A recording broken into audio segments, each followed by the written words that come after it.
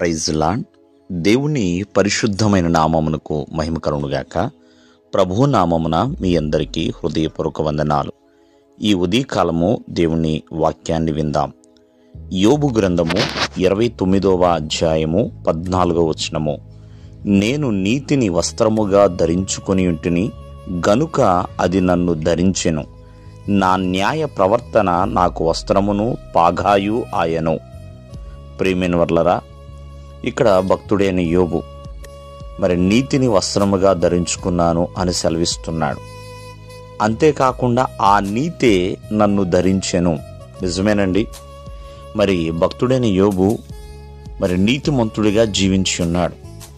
కాబట్టి తను శ్రమలలో ఉన్నప్పుడు, ఇరుకులు ఇబ్బందుల్లో ఉన్నప్పుడు ఆ నీతి తనను ధరించుకొని ఉన్నదండి.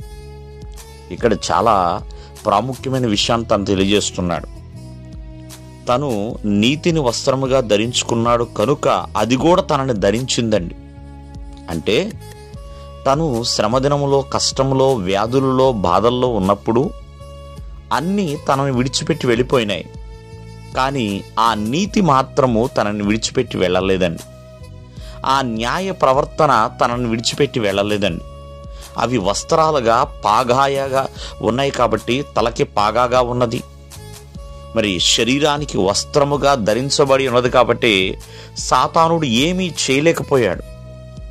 ఆస్తిని తీసివేసినా, ప్రేమైన వల్ల ఆరోగ్యాన్ని తీసివేసినా, కుటుంబాన్ని, పనివారిని సాతానుడు తీసివేసినా, తన నీతిని, యథార్థతని, తన పరిశుద్ధతని, దేవుని యందలి విశ్వాస్యతను ఏమీ కూడా లేకపోయాడు. కారణము తను కలిగి ఉన్న నీతి న్యాయమండి. ప్రియమైన వల్లరా, ఆ నీతి న్యాయమే తనకి రెండంతుల ఆశీర్వాదాన్ని తెచ్చిపెట్టింది. మరలా తన పిల్లలు తనకు వచ్చి తన దగ్గరికి మరలా తనకు కలిగేలా దేవుడు చేసి ఉంటాడు. కావున నీతి న్యాయములు అనుసరించే వారిగా ఉండాలండి.